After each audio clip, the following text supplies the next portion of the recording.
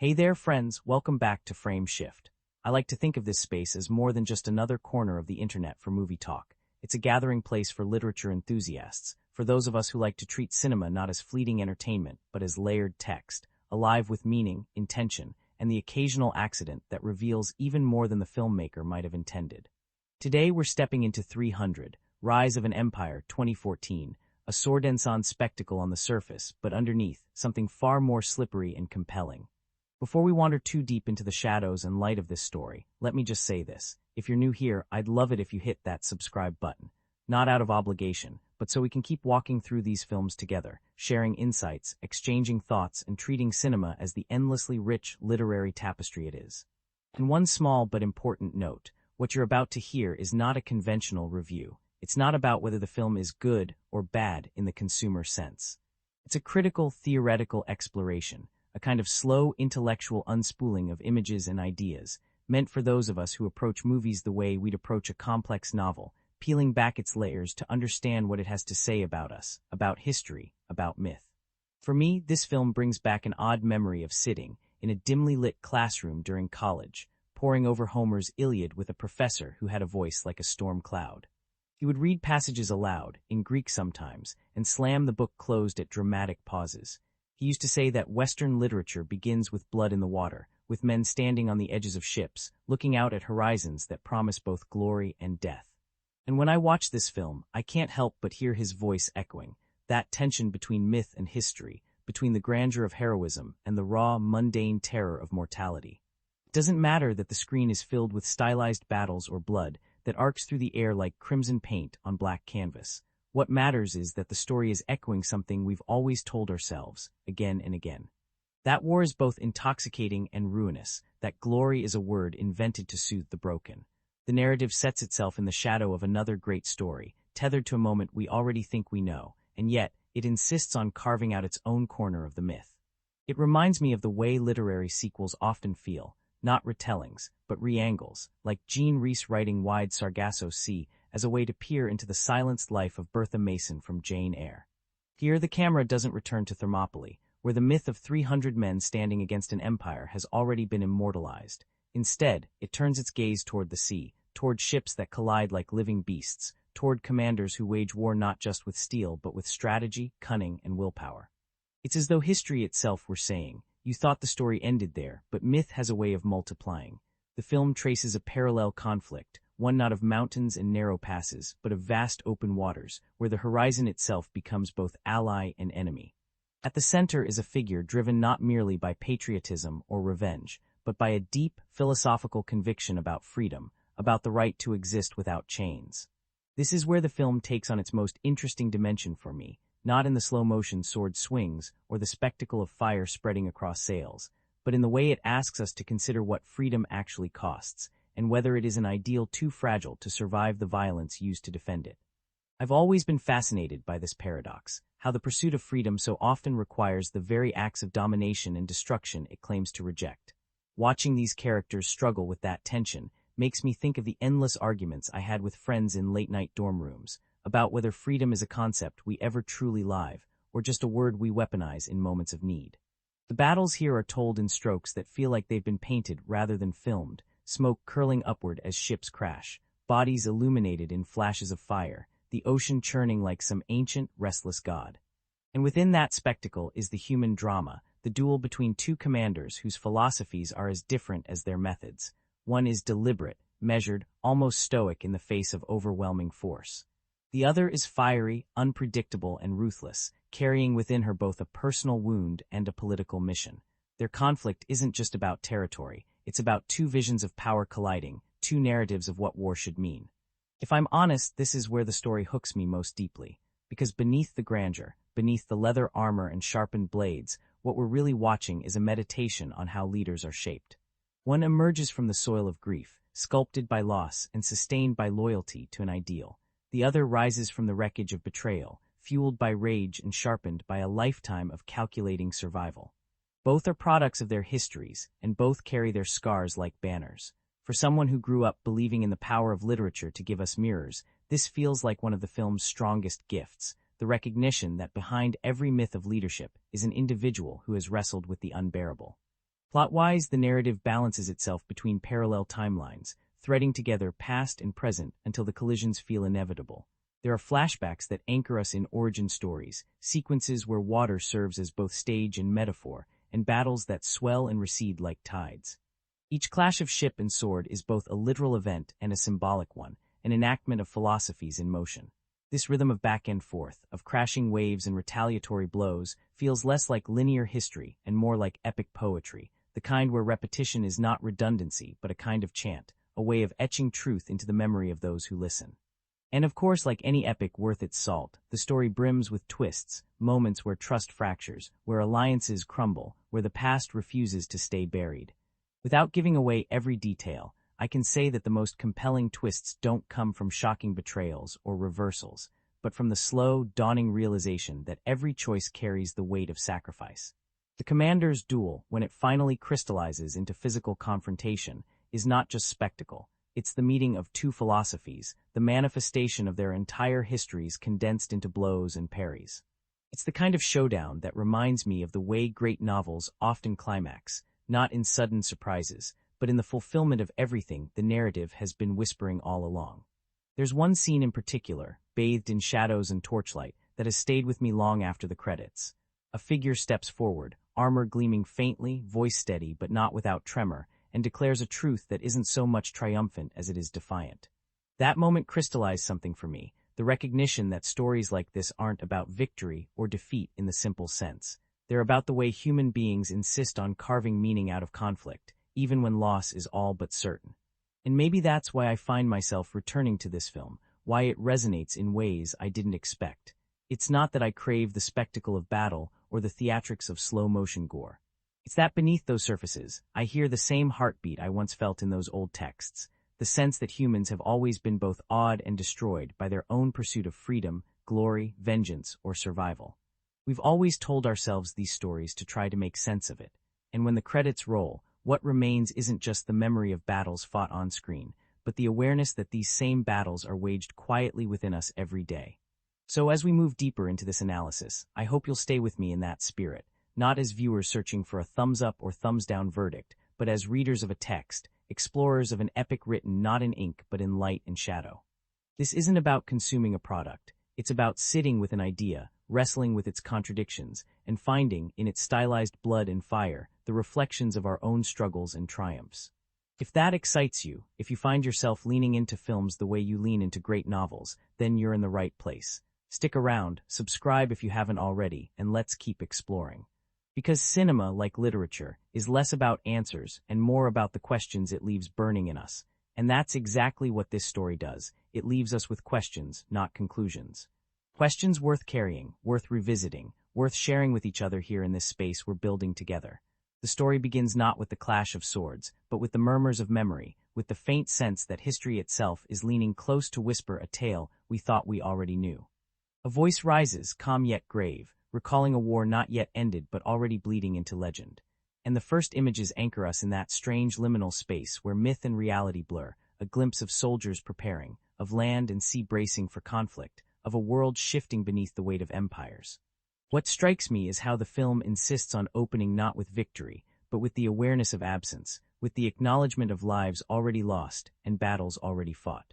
It feels like being invited not into a new story, but into the continuation of one, as though history itself cannot help but spill forward. We are taken back to a time before the fires of Thermopylae are extinguished, before the myth of 300 men holding back a tide has finished burning itself into memory. And here on the vast and restless sea, a new stage is set. The first figure we meet in full measure is not a soldier on the ground, but a commander of the waves, a man who bears the weight of both ancestry and ideology on his shoulders. His name carries with it the echo of ancient Athens, but more than that, his eyes reveal a man who has seen enough loss to know that every choice he makes will be written in blood. In a sequence that feels almost like an epic poem being sung, we learn of his origins, not through a dry recounting, but through images drenched in tragedy. As a boy, he watches his family destroyed in fire and steel, the cost of imperial aggression seared into his memory before he has even grown into manhood. It is here that we understand the roots of his resolve. Freedom, for him, is not a philosophical abstraction, but a visceral necessity, a defiance against the hand that once tore his life apart. The camera lingers on his eyes, young and wide, lit by flames, and you can almost hear the silence of that moment becoming a vow. Time folds forward, and he stands no longer as a boy but as a commander, hardened yet thoughtful, capable of stillness even as the world rattles with noise. Where others might see chaos, he sees strategy. Where others might falter, he holds the line of thought steady. Yet even in his poise there is a restlessness, a recognition that war is coming not because he seeks it, but because the tide of empire will not be held back by diplomacy or pleas. It's here that the first true collision of philosophies takes place, not in the clash of steel, but in the hushed discussions of council chambers. Athens is wary, its leaders divided, some driven by ideals, others by fear. Democracy itself is revealed as both fragile and fierce, full of voices shouting over one another, no single figure able to carry the will of all. Our commander speaks with conviction, but he is not shouting. He speaks instead with the steady insistence of someone who knows what is at stake, his words cutting not with volume but with clarity. Freedom, he argues, cannot be bartered, it must be defended. And yet he is met with hesitation, with reluctance. Even within the cradle of democracy, there are doubts about whether the cost of resistance is too high. Meanwhile, across the sea, another story is sharpening its edges. We are shown the rise of an adversary who is as much a product of betrayal as of ambition. Her past unfolds like a wound being revealed, and it is impossible to ignore how tragedy shaped her into something formidable. As a child, she too was broken by violence, torn from home, brutalized, discarded. But unlike the boy who found resolve in ideals, she found steel in rage. Where he became a servant of freedom, she became a master of vengeance. Her training is shown in flashes, the curve of a blade, the precision of her strikes, the cold focus of her eyes. When she finally emerges as commander of the Empire's fleet, it feels inevitable, as though her entire life has been a crucible preparing her for this role. Her presence shifts the story's center of gravity. She is not a shadowy figure commanding from afar, but a visceral, immediate force, her fury embodied in the navy she commands. In her, the Empire finds not just strategy, but zeal, not just order, but hunger. She is in many ways the perfect mirror to her rival, both forged by tragedy, both sharpened by the cruelty of war, yet standing on opposite shores of philosophy. He fights to preserve freedom. She fights to consume, to destroy, to assert power. The sea itself becomes a character in these opening movements, a vast expanse of shifting blue and black that swallows men and ships alike. The first naval skirmishes unfold with a painter's flair, water crashing against hulls, sails igniting like torches, blood spattering in arcs that feel almost unreal. The spectacle is heightened, yes, but beneath it there is strategy. Our commander uses cunning to outmaneuver, feints and traps to make up for his fleet's smaller size. Each battle feels less like a mere fight and more like a game of philosophy, his ingenuity against her ferocity, freedom against dominion.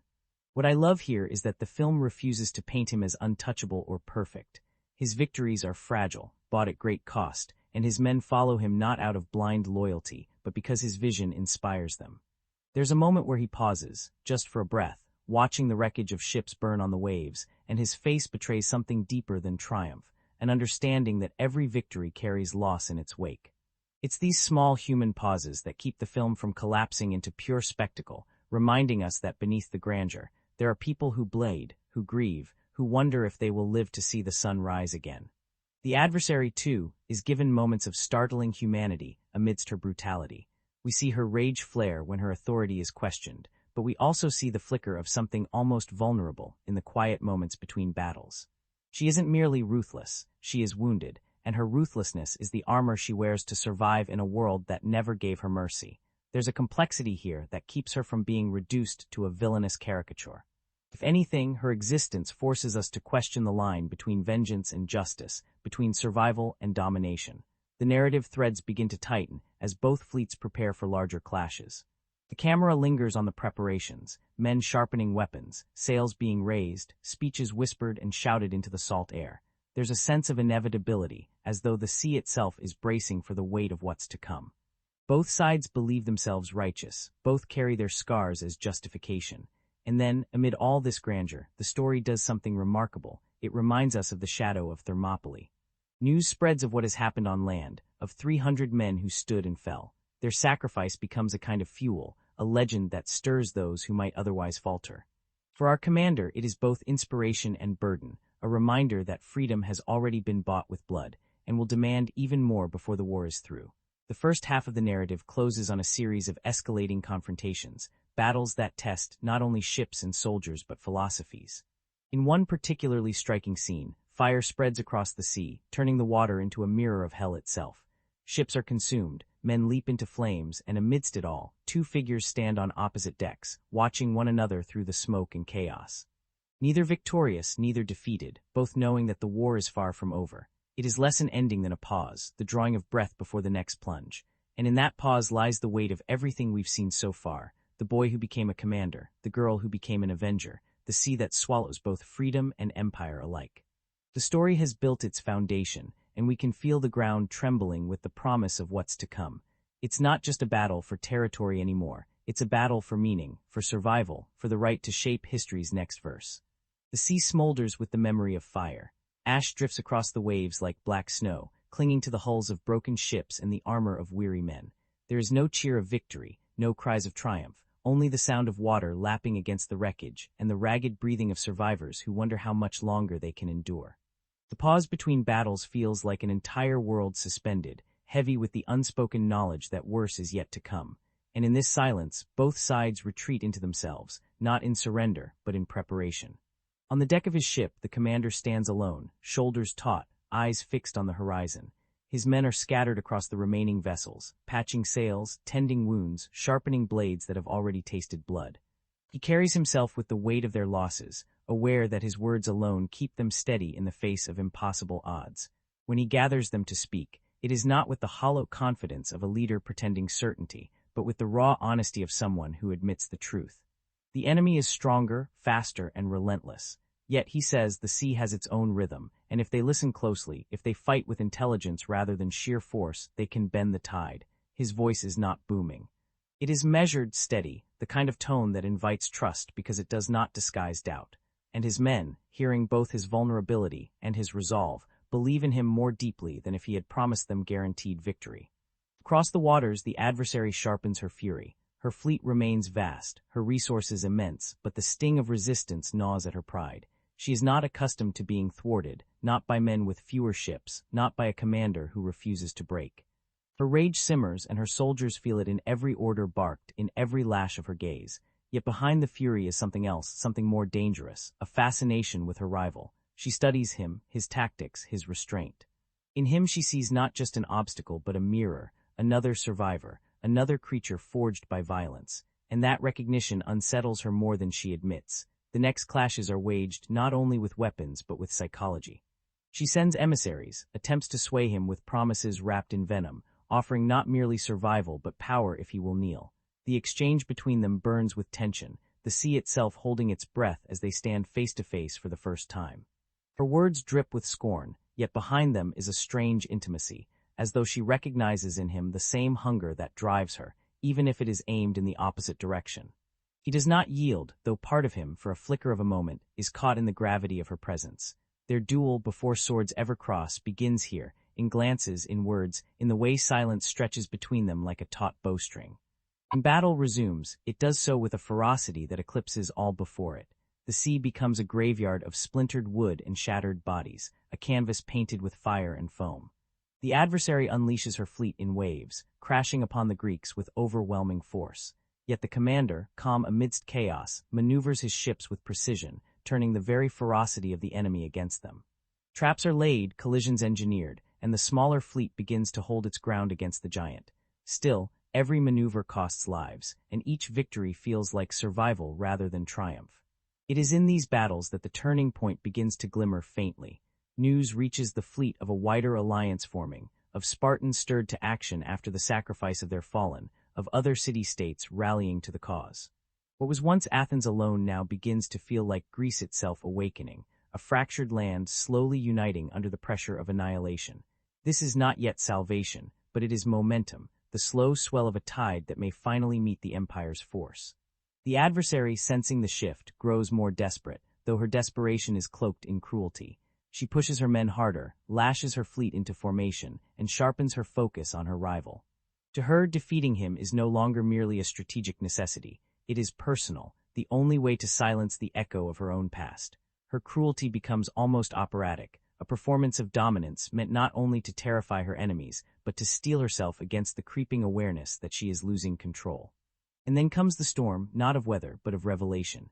The adversary's past, already glimpsed in fragments, unfurls in full. Betrayal at the hands of those she trusted, abandonment by the very empire she now serves, the scars of a childhood torn apart by cruelty.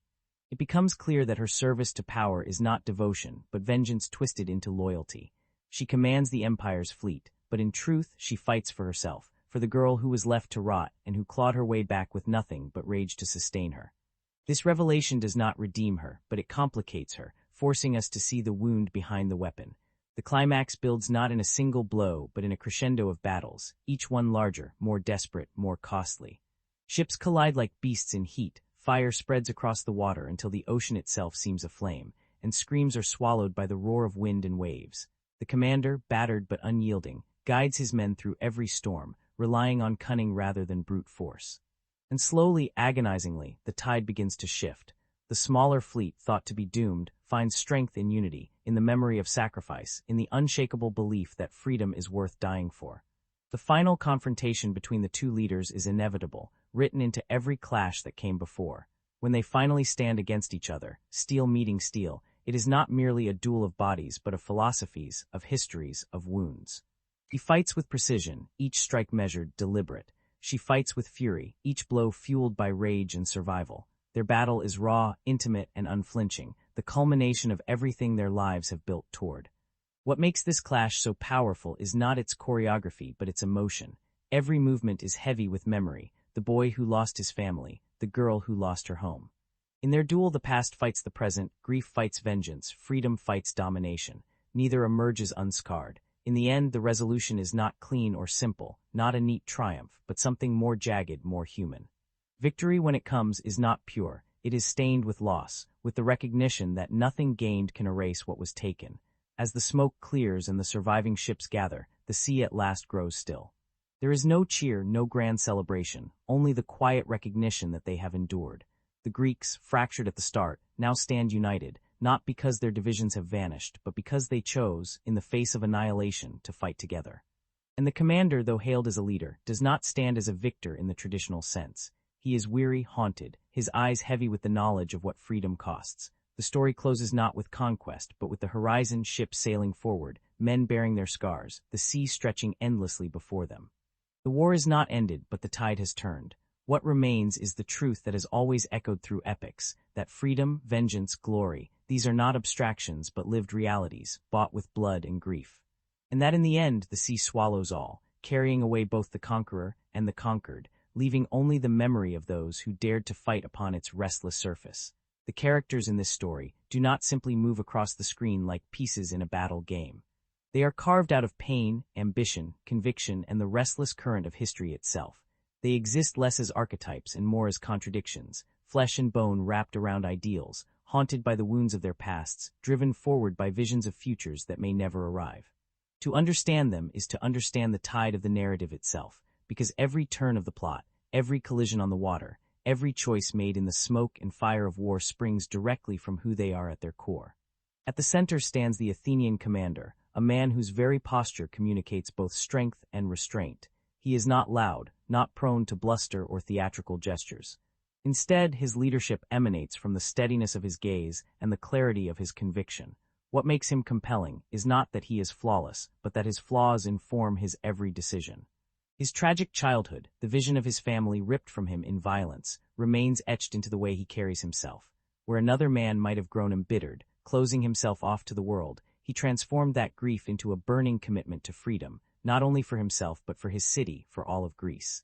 It's impossible to watch him without noticing the way he carries both the memory of loss and the responsibility of leadership simultaneously, as though both burdens were simply two sides of the same shield. His voice in the council chambers reveals as much about him as his sword on the battlefield. He speaks not with arrogance, but with an almost scholarly intensity, every word carrying the weight of someone who has thought long and hard about what freedom truly means. It's as though he knows that the war is not only being fought with ships and weapons, but also with ideals. In a sense, he is as much a philosopher as a warrior, embodying the paradox of a man who wields violence in the pursuit of peace. This tension in his character, This awareness that the very acts of destruction he commits are the price for preserving what he values most, makes him deeply human, a figure not of blind heroism, but of tortured conviction. On the other side of the sea stands his opposite, the woman who commands the Empire's fleet, with a ferocity that makes even hardened soldiers hesitate before her presence. She is fire where he is stone, volatility where he is measured calm. Her story, revealed in pieces across the narrative, shapes her into one of the most fascinating and tragic figures in the tale. As a child, she was brutalized, abandoned, and left to rot in chains before being molded into a weapon by cruelty and circumstance.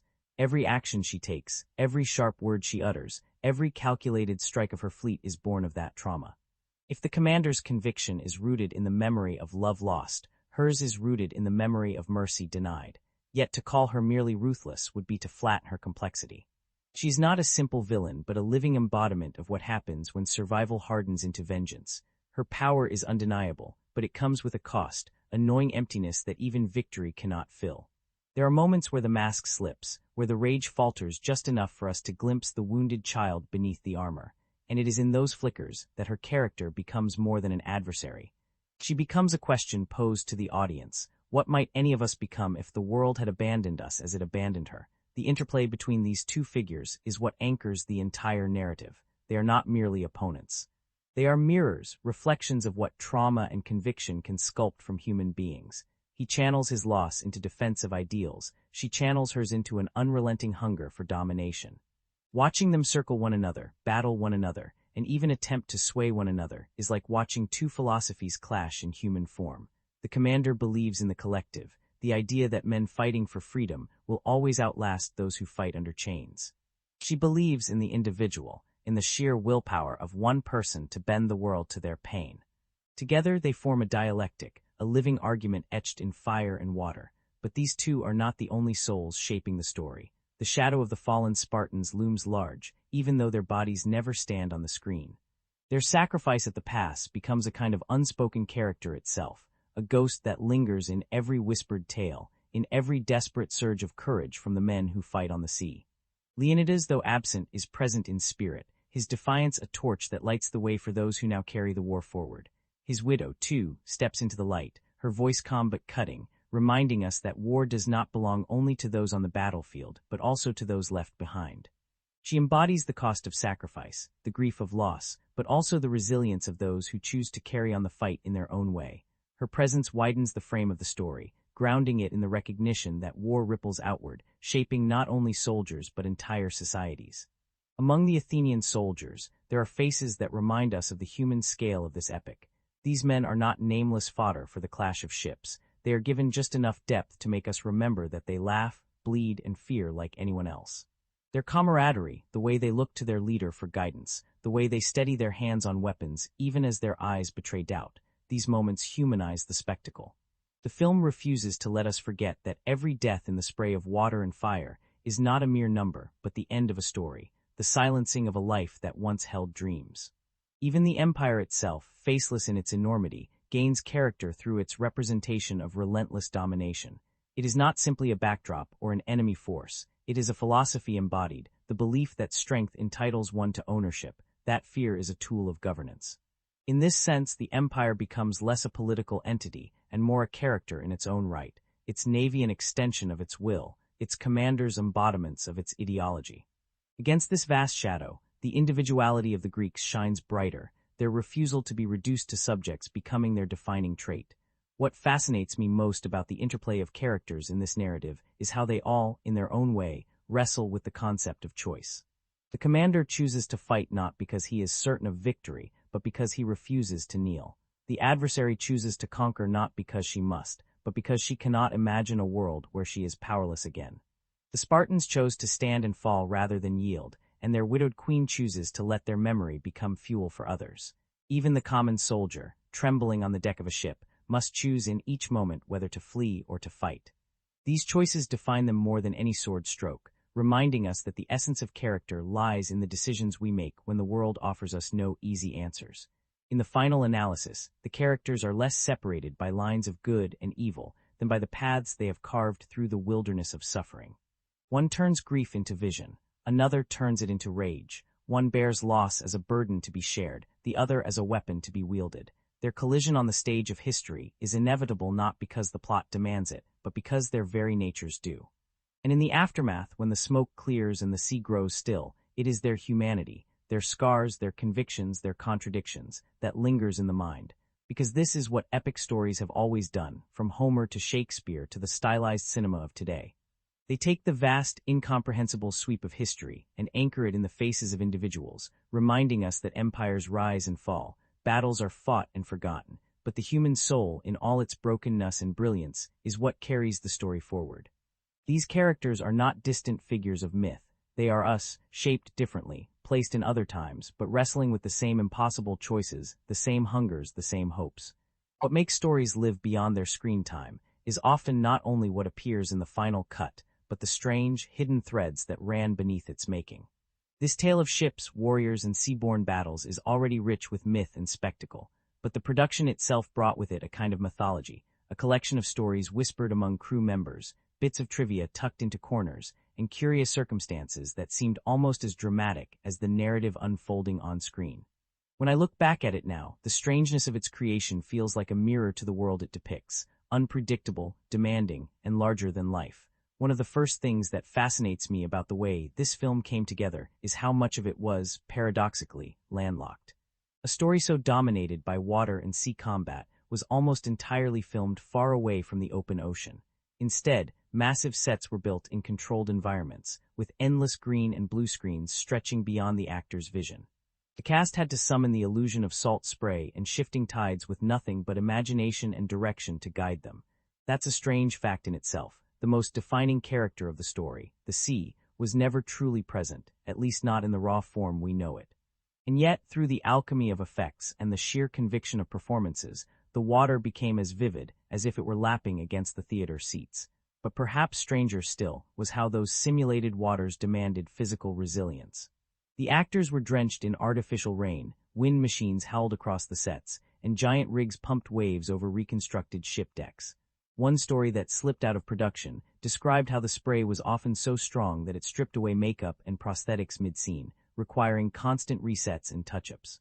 Another recalled that sometimes, in long takes, the water would flood so aggressively across the decks that the actors had to cling to ropes or fixtures to avoid being swept off their marks. It blurred the line between acting and survival, so that when the cast showed exhaustion, trembling limbs, or frantic movements, it wasn't always performance. It was reality creeping in. The woman who commanded the Empire's fleet in the film had her own curious relationship with these staged oceans. Known for her sharp intensity and fierce independence, she apparently treated even the most chaotic sets like a playground. Crew members remembered her laughing between takes, soaked to the bone, leaning into the chaos as though she were feeding on it. There's an anecdote about one day where the wave machines overdid their surge, drenching her so thoroughly that her costume clung like a second skin. Rather than breaking character or demanding a stop, she carried on, improvising her dialogue as if the sudden rush of water were part of the scene itself. The director loved it so much that parts of that take became folded into the final edit. The contrast between her wild energy and the measured calm of her co-star mirrored their roles almost too perfectly. He was deliberate, methodical, always calculating, traits that defined both the character he played and his approach to filming. While she thrived in chaos, he would spend long hours rehearsing movements with the stunt team, breaking each fight down like a piece of choreography until he knew it as naturally as breathing. This difference in styles sometimes caused playful friction. She liked improvisation, moments that felt raw and unplanned, while he thrived on control and precision. Their off-screen chemistry, grounded in this opposition, infused their on-screen duels with even sharper electricity. It was as if the universe had conspired to cast them not only for their talents, but for the natural polarity between their personalities. One of the strangest elements of production had nothing to do with the cast, but with the technical team tasked with conjuring fire on water. The directors wanted sequences where the sea itself seemed to ignite, a terrifying vision of burning ships surrounded by flames floating on waves. But water and fire do not cooperate easily, and pulling this off safely required weeks of experimentation. The team ended up using a bizarre mixture of flammable gels and digitally enhanced sparks, carefully layered to create the illusion of fire dancing across the sea without actually endangering the actors. Still, there are stories of singed costumes, of moments where the heat grew so intense on set that extras had to take frequent breaks to avoid dehydration. What audiences see as a breathtaking spectacle was, for those behind the scenes, an exhausting ballet of engineering and risk. Then there were the costumes themselves, weighty, ornate, and soaked constantly in the simulated ocean. The armor, designed to gleam with both historical authenticity and stylized beauty, became unbearably heavy when waterlogged. Some actors complained that after just a few takes, their gear felt as though it had doubled in weight, dragging at their shoulders and slowing their movements. To counter this, the costume department secretly built duplicate versions of many outfits, each lighter and more flexible, though they had to be carefully filmed to avoid revealing their less authentic construction. Watching the finished film, you'd never know how many of those dramatic lunges and swift spins were only possible because someone behind the camera had been clever enough to swap a 40-pound breastplate for a foam-painted alternative. There's a certain irony, too, in how the story's most ferocious battles, those grand naval clashes where hundreds of men stormed across decks, where arrows darkened the skies, were often performed with just a handful of actors at a time. Entire ranks of soldiers and fleets of ships were, in truth, computer-generated phantoms. Extras were multiplied digitally, ships cloned and layered into the horizon. This meant that much of the cast was fighting enemies who did not exist, charging into empty space, reacting to choreographed nothingness. The conviction it took to make those moments believable is staggering.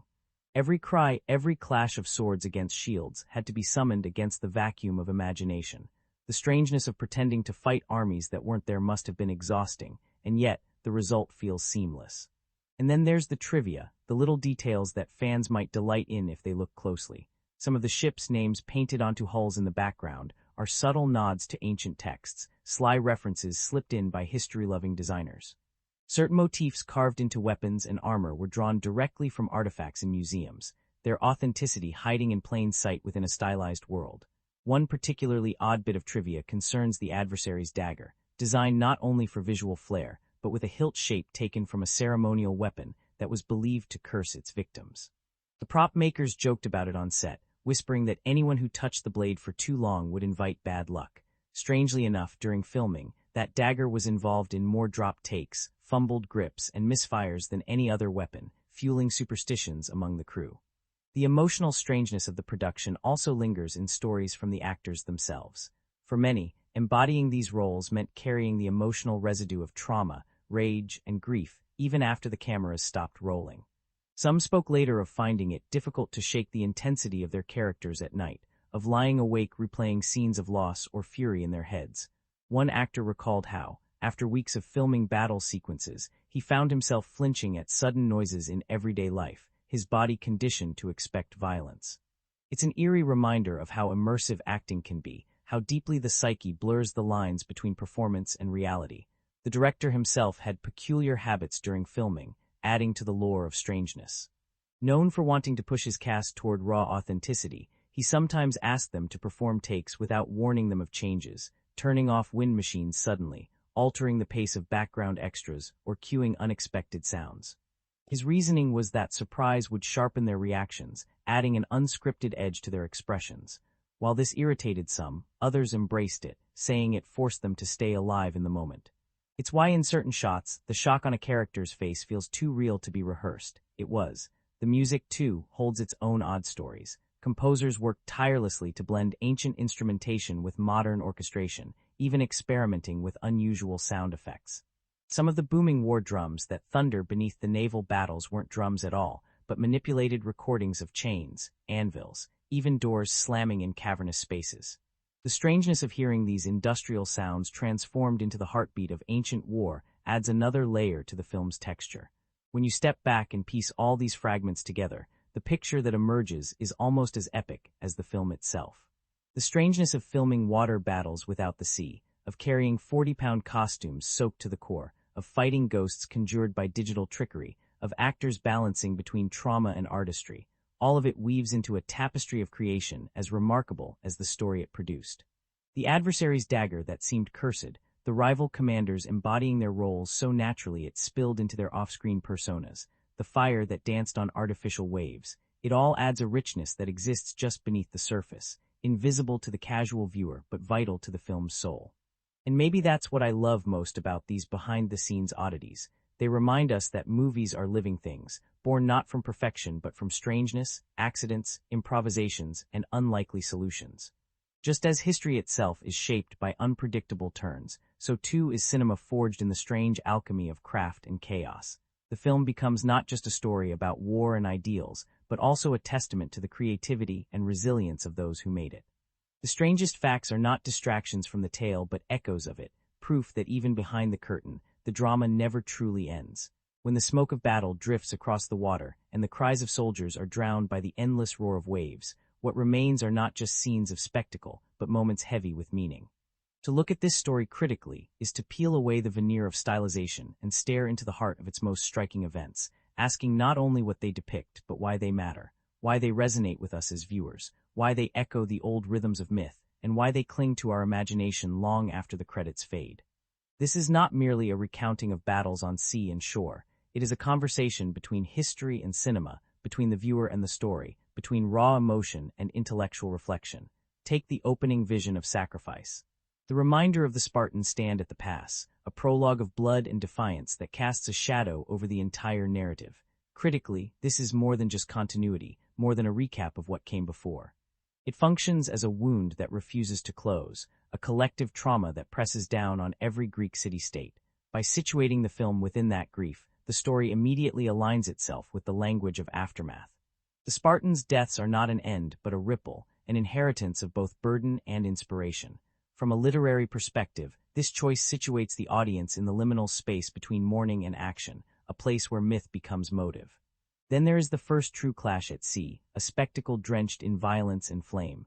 On the surface, it dazzles with technical bravado, the choreography of ships crashing, the precision of maneuvers, the blur of swords under stormy skies. But looked at critically, this sequence speaks to the power of intelligence against brute force. The Greeks, outnumbered, do not lean on strength but on cunning, using currents, timing, and knowledge of the waters to trap their foes. It recalls Homeric strategy, Odysseus-like guile over Achilles-like might. In this way, the battle becomes a narrative argument. Freedom survives not because it overpowers tyranny, but because it adapts, outthinks, and endures. The impact of this choice resonates beyond the screen, inviting us to reflect on the ways resistance often survives by cleverness rather than sheer brawn. And then comes the encounter between the Athenian commander and the woman who leads the empire's navy. Their meeting on the ship's deck is perhaps one of the most charged events in the entire film, and from a critical perspective, it transcends the trappings of seduction or negotiation. Here are two philosophies embodied in flesh, circling each other like predators who recognize kinship. She offers him power, safety, a place beside her in conquest. He refuses, not with arrogance but with quiet conviction, rejecting domination for freedom, fear for unity. This event is not just a midpoint twist, it is the axis on which the film pivots. Their conversation is an echo chamber of trauma, a clash of how two individuals have metabolized suffering, one into rage, the other into resolve. This moment also functions as a mirror to the audience. It asks us, what would you choose if offered the chance to stand on the winning side? Would you accept survival at the cost of others' chains, or would you risk everything for the fragile chance of freedom? The critical power of the scene lies in its refusal to reduce the adversary to a caricature. She is persuasive because her reasoning is rooted in her history, because her fury carries a logic that is uncomfortable but undeniably human. And his refusal carries weight because it does not come from naivety, but from the deliberate choice to embrace hardship rather than complicity. It's philosophy disguised as flirtation, politics hidden in the cadence of intimacy. The naval battles that follow, particularly the night raid, deepen the thematic resonance by painting war as both spectacle and tragedy. The screen becomes a tapestry of fire mirrored in water, of shadows flickering on sails, of soldiers screaming into the abyss. From one angle, these are the set pieces designed to thrill. From another, they are allegories of chaos itself, where even the noblest cause is swallowed by destruction. Critically, the brilliance of these sequences lies in their refusal to sanitize. Ships do not glide elegantly. They splinter, they sink, they drag screaming men into the depths. The film forces us to feel the weight of war not only as glory but as consequence, and in doing so, it resists the temptation to glamorize the very violence it must portray. What elevates these events further is the way they are interwoven with moments of quiet humanity. Soldiers exchange fleeting glances before diving into battle, gestures of comradeship that remind us these are not faceless figures, but men with names, families, and fears. The adversary, after unleashing devastation, sometimes lingers in silence, her eyes betraying a memory that her rage cannot quite erase. The commander, after victory, does not celebrate but surveys the dead, his face shadowed with the cost.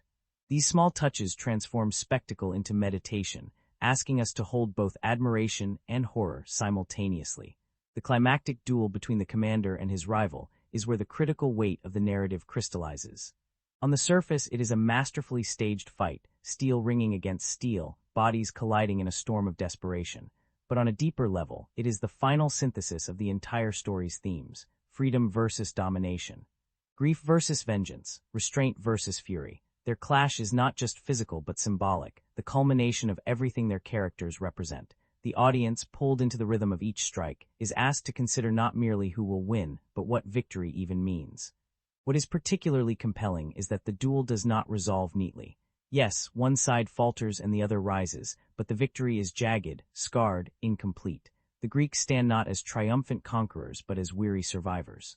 The adversary's fall, though definitive, does not erase her humanity. It lingers as tragedy, a reminder of the child she once was, betrayed and broken.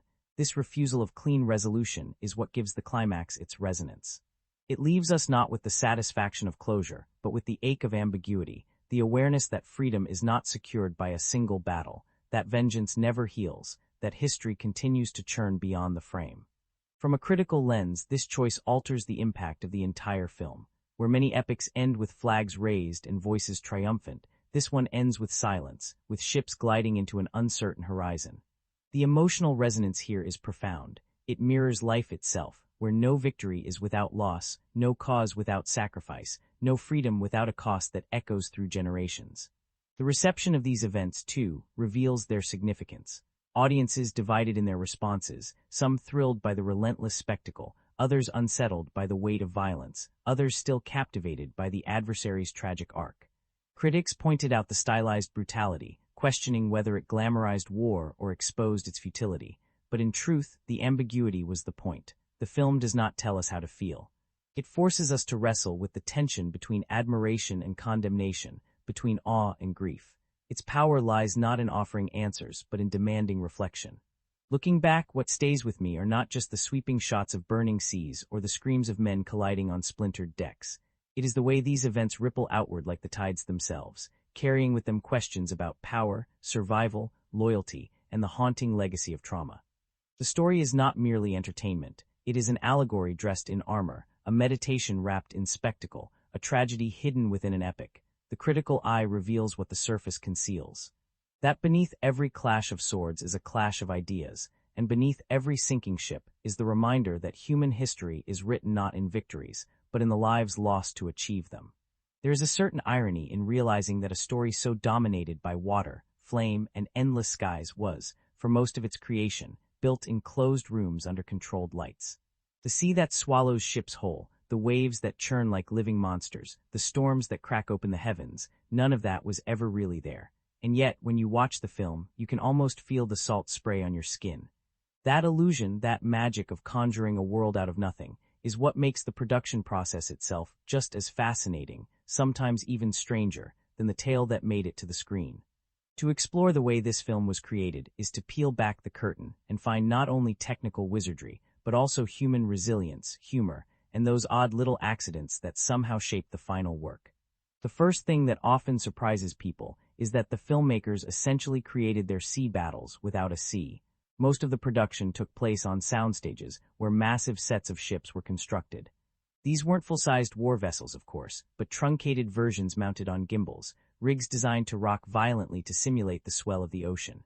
Imagine climbing onto one of those platforms every morning, knowing that as soon as the cameras rolled, the floor beneath you would lurch, pitch, and groan like a ship caught in a tempest. For the actors, these machines were both a gift and a curse. They sold the illusion of the sea, but also left many with bruises, sore muscles, and in some cases, a lingering queasiness. One crew member joked that it was like shooting an epic war film on a carnival ride that never stopped.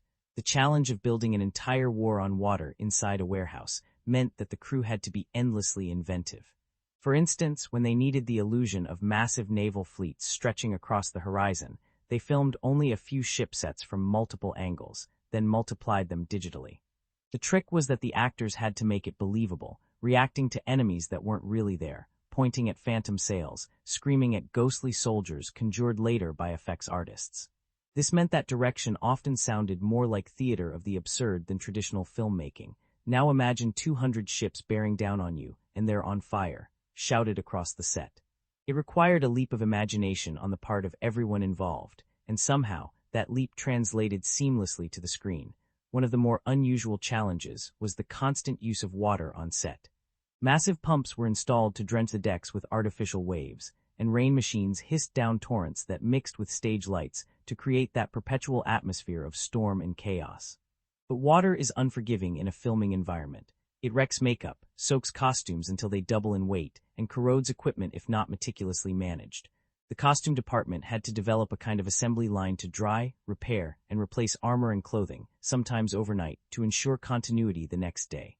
There are stories of actors standing around heaters between takes, their armor steaming like iron pulled from a forge, while assistants rushed to scrape water off every surface before the cameras could roll again.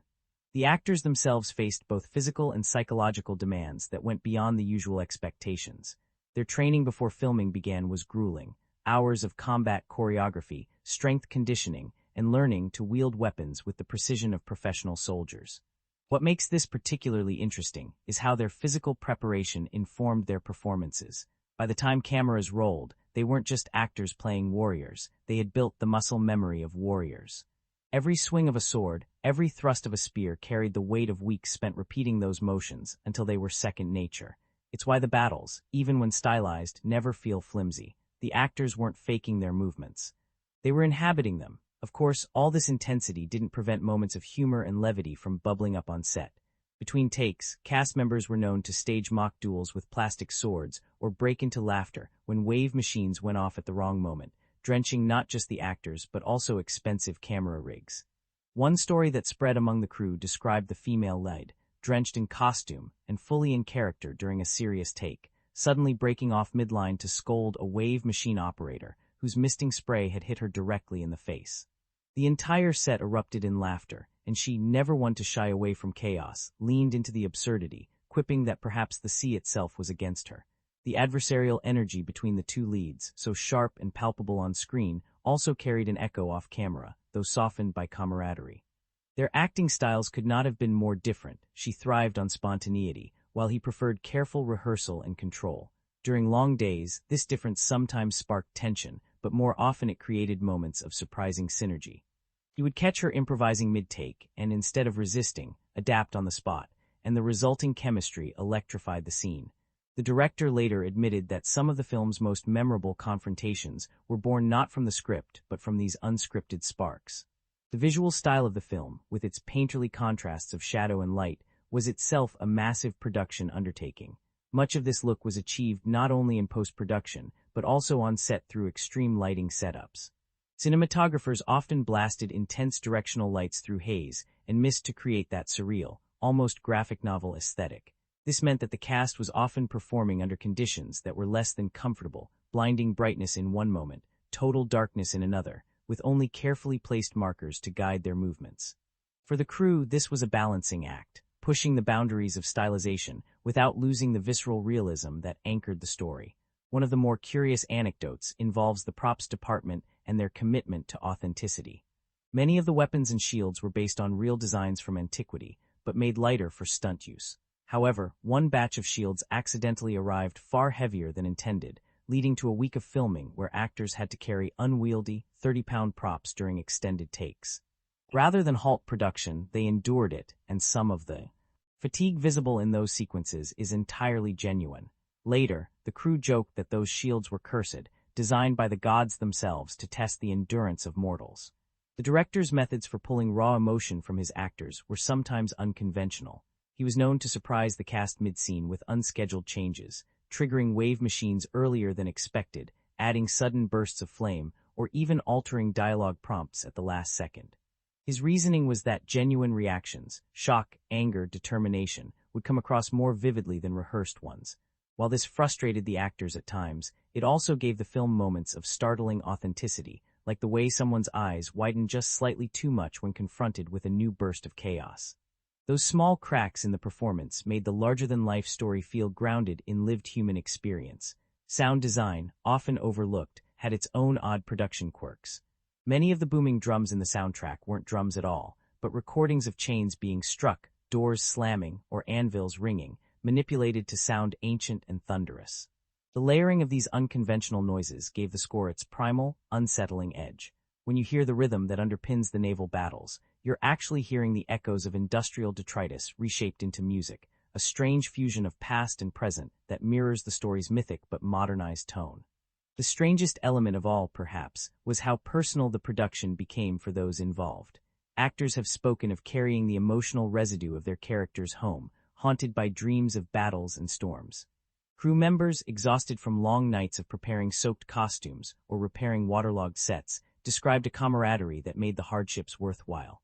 There is a peculiar intimacy that forms when a group of people spends months together, recreating a war that never existed, bound not only by their craft, but by the shared absurdity of the endeavor. When you step back and consider these details, the rocking ship rigs, the cursed shields, the blinding lights, the unexpected water sprays, it becomes clear that the process of making this film was itself a kind of battle. A battle against time, against technical limitations, against exhaustion.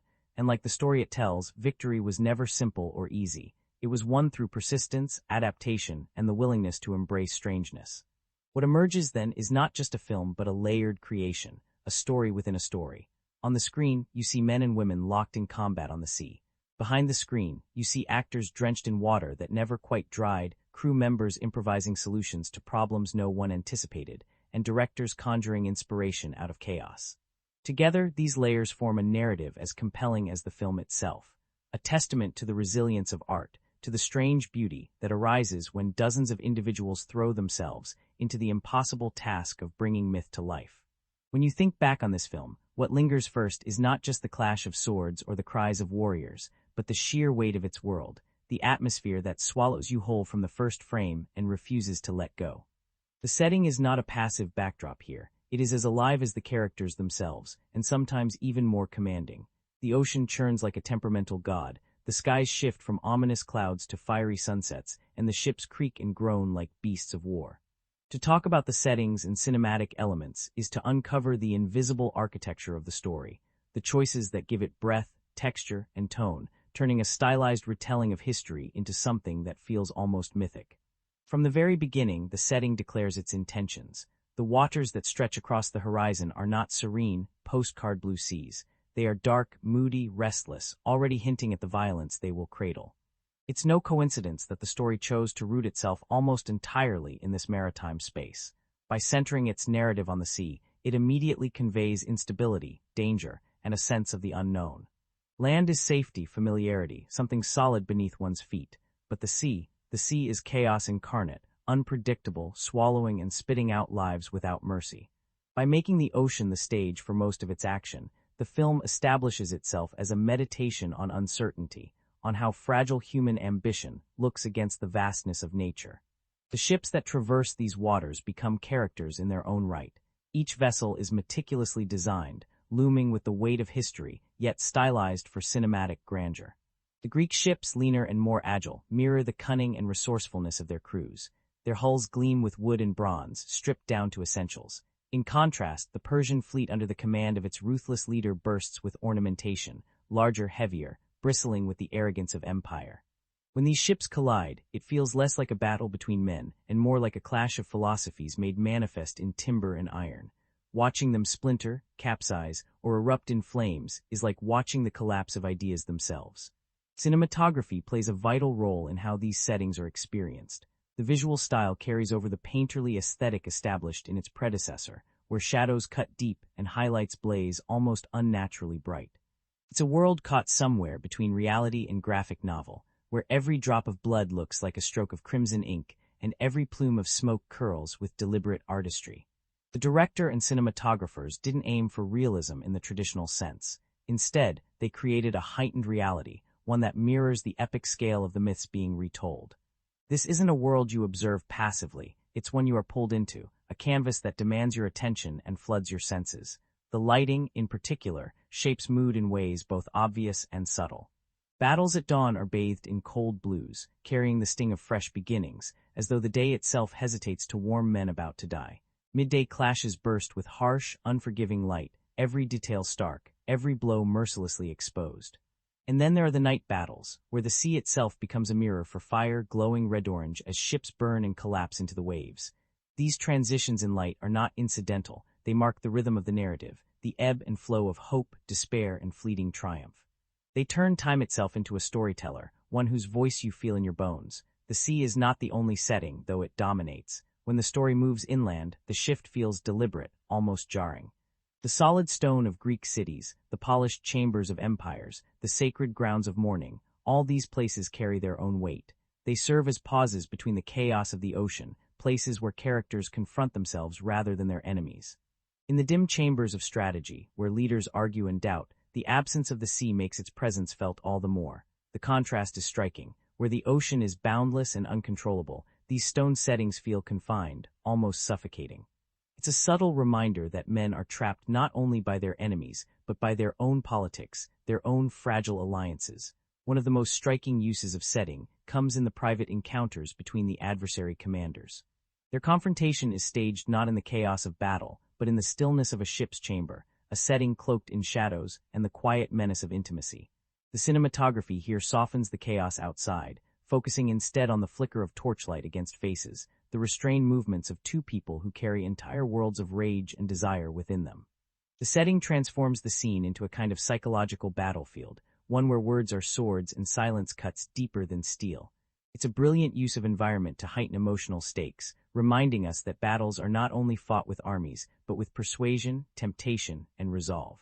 Another layer of cinematic brilliance lies in how scale is used. Wide shots often dwarf the human figures, emphasizing the enormity of the sea or the immensity of fleets stretching into the horizon. This constant reminder of scale feeds into the themes of the narrative, the smallness of individuals against history, the futility of resistance against overwhelming force, and yet, paradoxically, the way a single choice can shift the tide of events. Then at key moments, the camera shifts inward, focusing tightly on faces, on sweat and blood and trembling eyes. That oscillation between vastness and intimacy ensures that the story is never just spectacle. It is always tethered to the human cost within it. Color, too, is wielded like a weapon. The palette is stark, almost elemental, the deep blues and blacks of water, the fiery oranges of destruction, the pale grays of ash and aftermath. Blood stands out as an almost luminous red, impossible to ignore, drawing the eye like a wound on the canvas of the film. This isn't accidental, it's a way of forcing the viewer to confront violence without being able to turn away. The stylization may cushion the blow of realism, but it also heightens the emotional impact. Violence becomes art, but art that unsettles, refusing to let us forget its weight.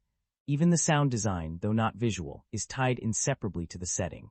The groaning of ship timbers, the relentless crash of waves, the hiss of fire devouring sails, all combine to make the ocean feel omnipresent. It is not just a backdrop, but a constant character, one that breathes and moans and hungers. You could close your eyes during certain scenes and still feel immersed in the setting, the soundscape painting the world with as much detail as the images. Perhaps what makes the settings so effective is how they mirror the inner lives of the characters. The sea, chaotic and unyielding, reflects the turmoil of the leaders locked in conflict. The burning ships mirror the collapse of certainty, the fragility of ideals. The fleeting moments on solid ground mirror the longing for stability, a place where the world does not shift beneath one's feet. In this sense, every setting is metaphorical, every cinematic element layered with meaning.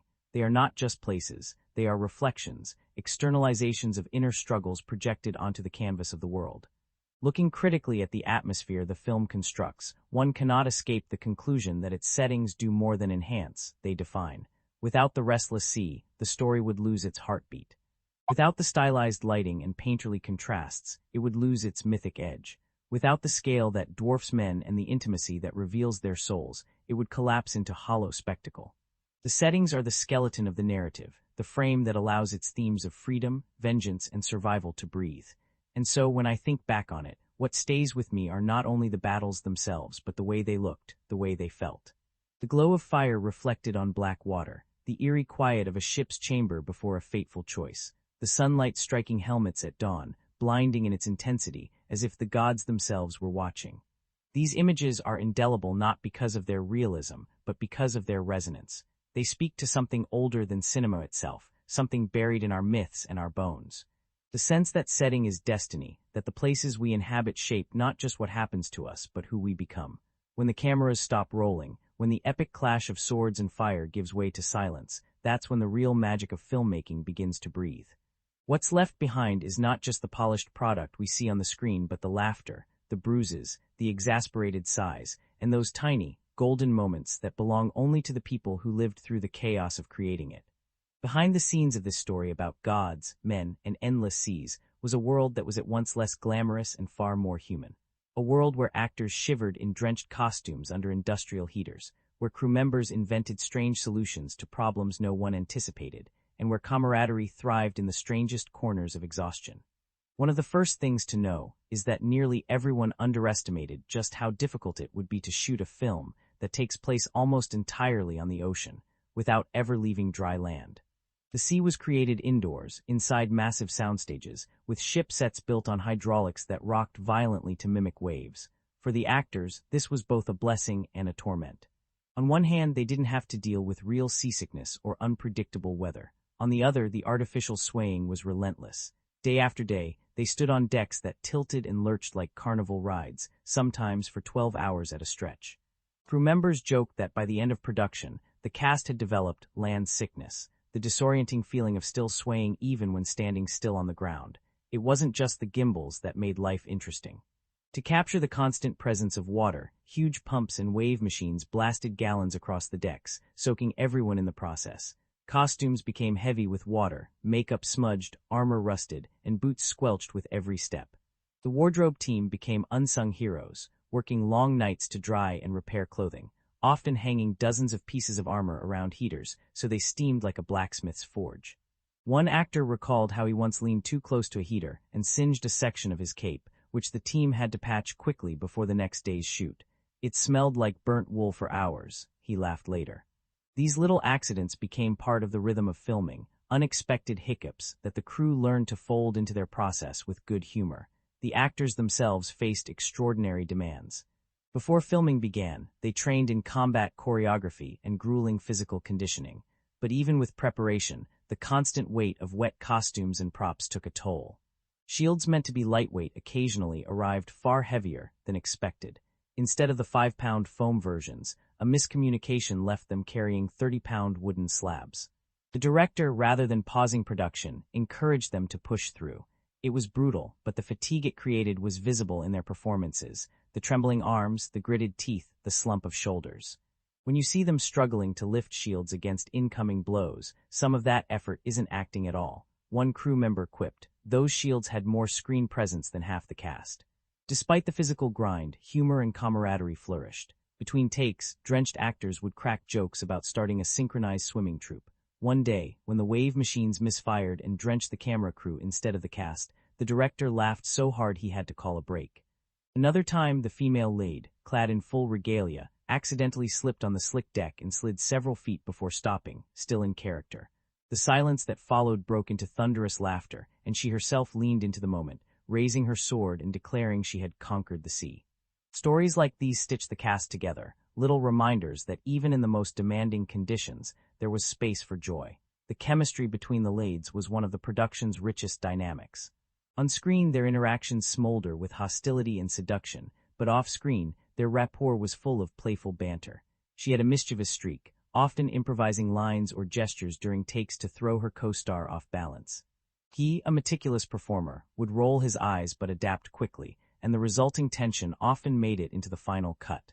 The director encouraged this unpredictability, saying it gave their scenes a dangerous energy. One of the assistant directors later revealed that several of their most memorable exchanges weren't scripted at all.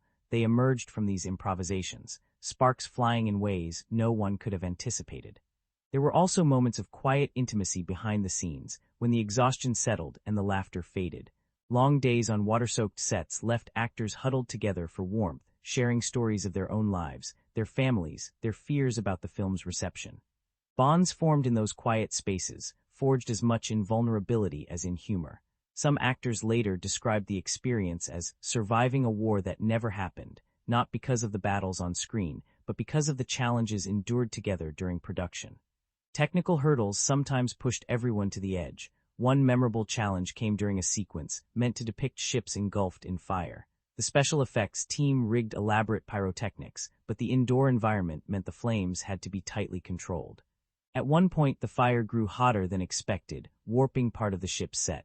Actors scrambled, unsure if it was part of the scene or a real emergency, until the director called cut.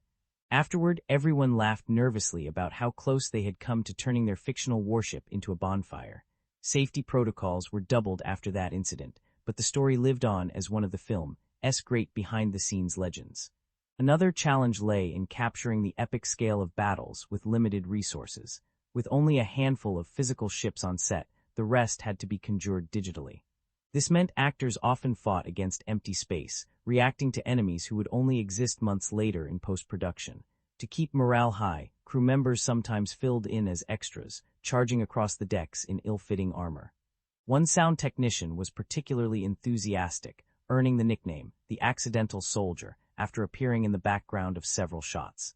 The editing team had to painstakingly remove him later, though the crew still swears his shadow remains in one frame if you know where to look. The director's leadership style contributed heavily to the film's atmosphere on set. He thrived on spontaneity, sometimes triggering effects earlier than rehearsed or changing dialogue cues mid-scene to provoke authentic reactions. While this could frustrate the cast, it often resulted in performances brimming with raw energy. One actor confessed that his most convincing moment of shock came not from acting, but from being genuinely startled by a sudden burst of flame he hadn't been warned about. These methods were unorthodox, even risky, but they injected a pulse of unpredictability into the production that mirrored the chaos of the battles being depicted. And then there were the quieter heroes of the production, the makeup artists, stunt coordinators, set designers, whose work rarely takes center stage but without whom the illusion would collapse. Makeup teams spent hours perfecting wounds and scars that would appear for only seconds on screen. Stunt coordinators devised choreography so precise it resembled dance, every movement calculated to look dangerous but keep performers safe. Set designers, armed with little more than wood, paint, and ingenuity, transformed warehouses into oceans, turning fantasy into something that felt tangible. Their collective effort created the canvas upon which the story was painted, often in ways invisible to the casual viewer. Perhaps the most human element of all was the way the production blurred the line between fiction and reality. The exhaustion you see etched on the actors' faces, the desperation in their eyes, the rawness of their movements, these are not just performances. They are echoes of real strain, of long days spent drenched and weary, of bruises that lasted weeks. And yet within that struggle was a shared pride. The cast and crew often said that the hardship made the story feel more authentic, that the sea they created indoors became, in their minds, as vast and terrifying as the real one. Looking back on these behind-the-scenes stories, what emerges is not just a chronicle of obstacles overcome, but a tapestry of human resilience. It is a reminder that film is not only art but labor, not only illusion but sweat, laughter, and the occasional singed costume. The magic of the final product lies as much in these hidden moments as in what appears on screen. The friendships, the accidents, the improvisations, they all seep into the atmosphere of the finished work, invisible but undeniably present. And maybe that is the greatest insight of all, that behind every grand epic, behind every burning ship and thunderous clash, there are people tired, soaked, laughing, improvising, who gave pieces of themselves to create a world that could swallow us whole for 2 hours. The sea may have been fake, the ships half-built, the enemies conjured by computers, but the effort, the camaraderie, the humanity, that was as real as it gets. Themes and symbolism are often the secret skeleton of a film, the invisible framework that carries it far beyond mere spectacle into something that lingers with us long after the credits roll. With this story, it is easy to be distracted by the pounding waves, the flash of blades, the roar of battle. But if you let your eyes adjust to the flickering shadows underneath, you find that what holds the film together isn't just violence or vengeance, but a collection of ideas, archetypes, and symbols that speak to questions as old as history itself. What does freedom cost? What do we sacrifice to build power? How far will obsession carry a soul before it crumbles? One of the central themes pulsing through every frame is the idea of resistance against overwhelming force. On the surface, this is a story of naval warfare, an outnumbered fleet of Greeks standing against a vast and seemingly invincible Persian empire. But beneath that is the timeless question of how the individual, or the smaller collective, confronts a world so much larger than itself. The Greek struggle becomes more than military. It transforms into a metaphor for humanity itself facing the unknown, the uncontrollable, the chaotic storm of existence. The setting of the sea amplifies this theme. The water is vast, unpredictable, and merciless, reflecting both the external enemy and the internal battles within the characters. Each wave that crashes against their ships becomes a reminder that resistance is never clean, never easy. It is survival against the current. Woven tightly with this is the theme of vengeance. For the Persian commander, vengeance is not merely an act but a way of life, an all-consuming fire that drives every decision. Her backstory, steeped in betrayal and cruelty, transforms her into more than a villain. She embodies the destructive spiral of vengeance unchecked, where wounds fester until they shape an entire worldview. She is both victim and monster, and her thirst for domination is less about empire than about healing something inside her that can never truly be healed. The symbolism of fire recurs around her, torches in her chambers, ships set ablaze, the flicker of rage in her eyes.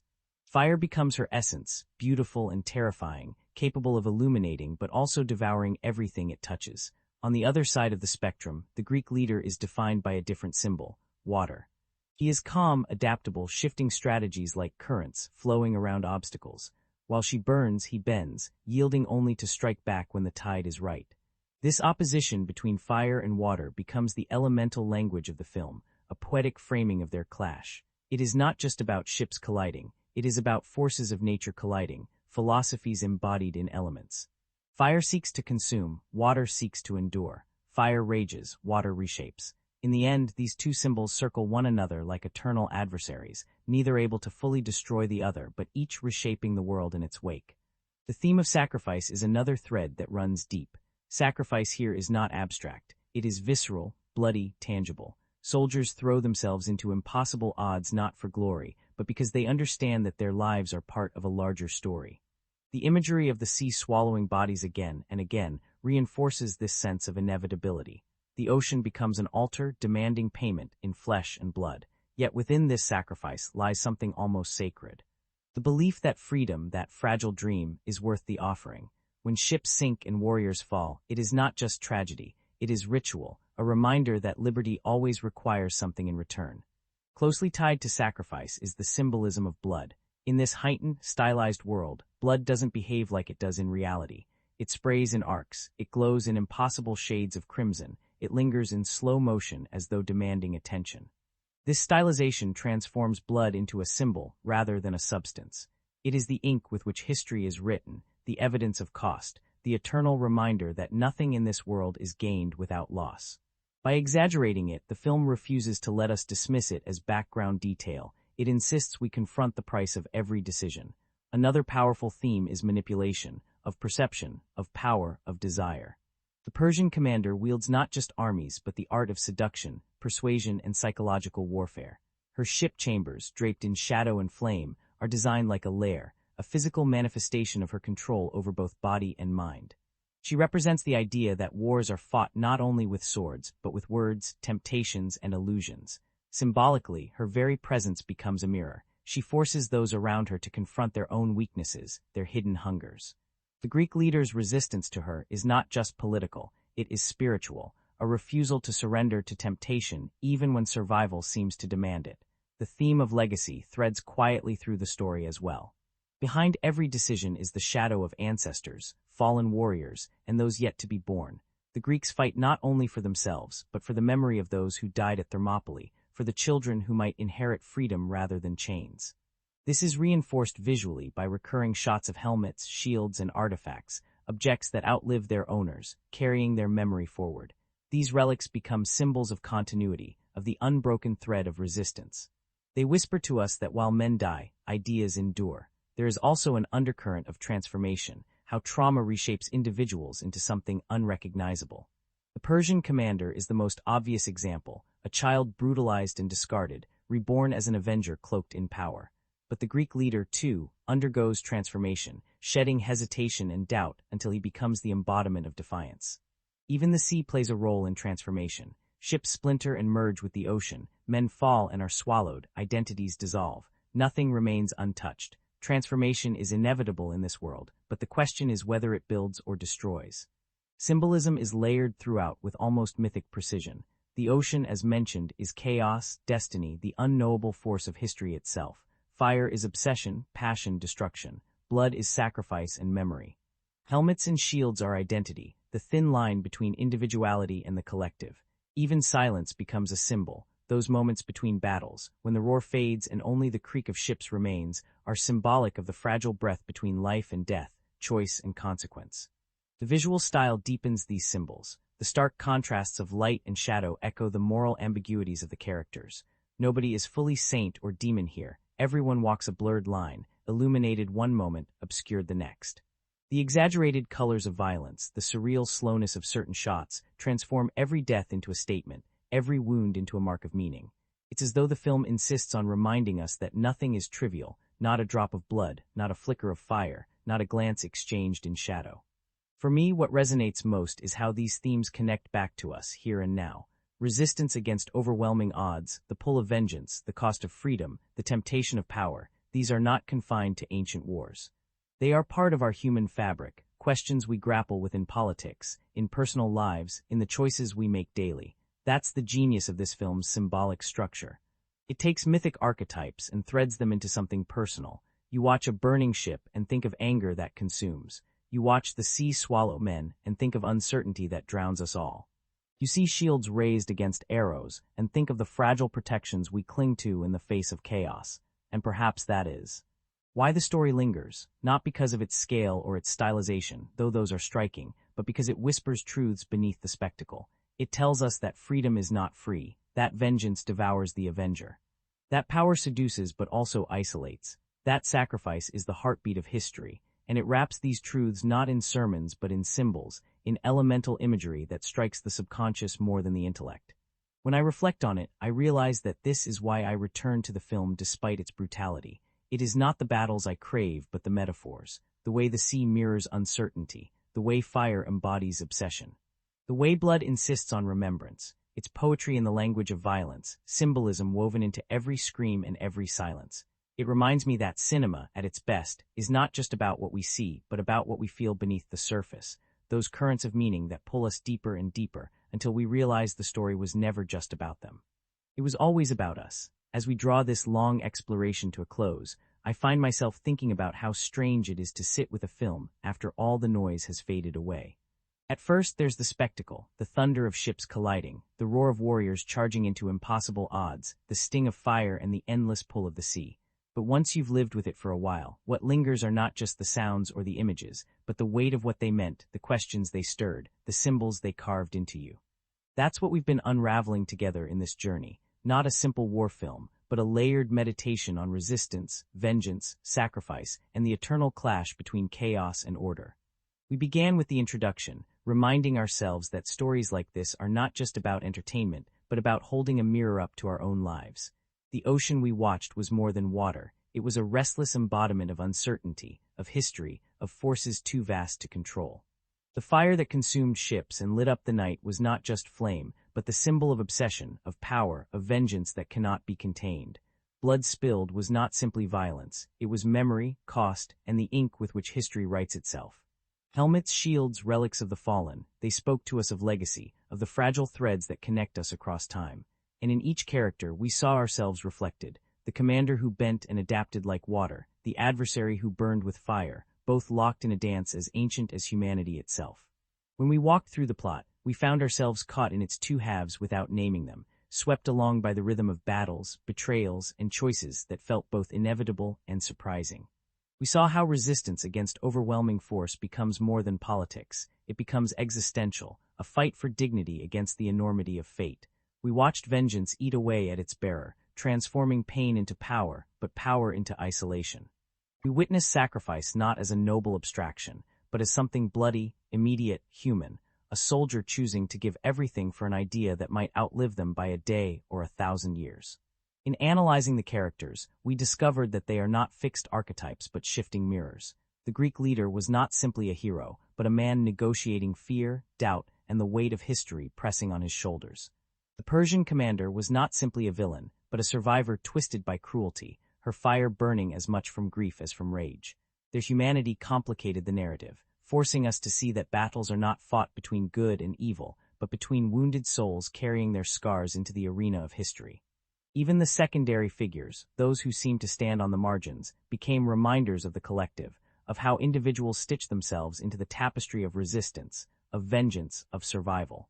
Behind the scenes, we found another layer entirely, the world where actors sweated in drenched costumes, where ships rocked on hydraulics, where camaraderie and laughter softened the relentless grind. We saw how accidents, fire too hot, shields too heavy, waves misfiring, became not obstacles but the very texture of filmmaking. We felt the humanity of the process. The improvisations that changed scenes forever, the friendships forged in exhaustion, the humor that blossomed in the cracks of hardship. In those stories, the film itself felt alive not only as a piece of art, but as an experience shared by people who poured themselves into something larger. And when we reached the deeper layers of themes and symbolism, we realized that all of this, the spectacle, the characters, the behind-the-scenes labor, was scaffolding for something far older. Resistance against overwhelming odds is a theme etched into our myths, our literature, our histories. Vengeance, fire-like and consuming, has always haunted human hearts. Sacrifice is the price our ancestors paid, and one our descendants may still face. Legacy is the invisible thread binding us to those who came before and those yet to come. The symbols were not random. They were elemental, primal, designed to tap into something buried deep in our collective consciousness. Fire, water, blood, silence. They are older than cinema, older than language, perhaps older than memory itself. And here they spoke again, reminding us of truths we too easily forget.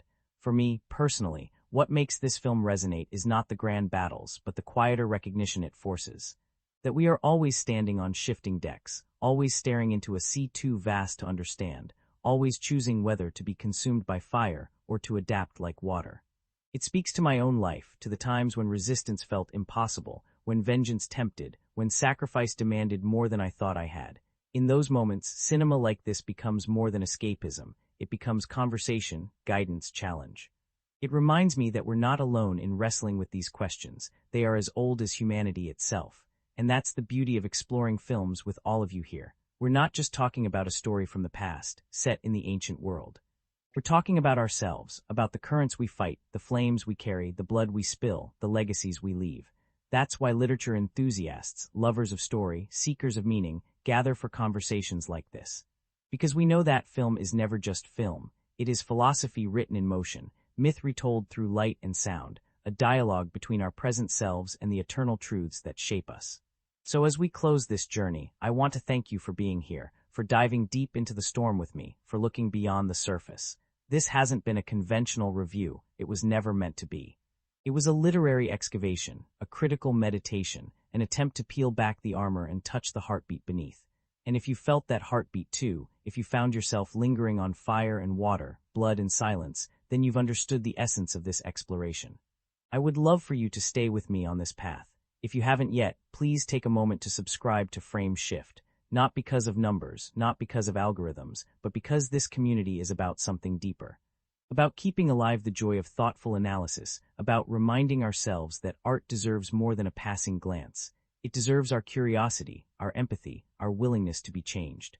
By subscribing, by liking, by sharing, you're not just supporting a channel. You're joining a circle of friends who believe that stories matter, that meaning matters, that cinema can still make us think and feel in ways that ripple far beyond the screen. Let's keep this conversation alive. Let's continue unraveling films not just as entertainment, but as literature, as philosophy, as mirrors reflecting who we are and who we might become. I promise you there are countless stories waiting for us, filled with hidden symbols, forgotten truths, and unexpected wisdom. And together we'll explore them, not to find answers, but to sit with the questions that make us human.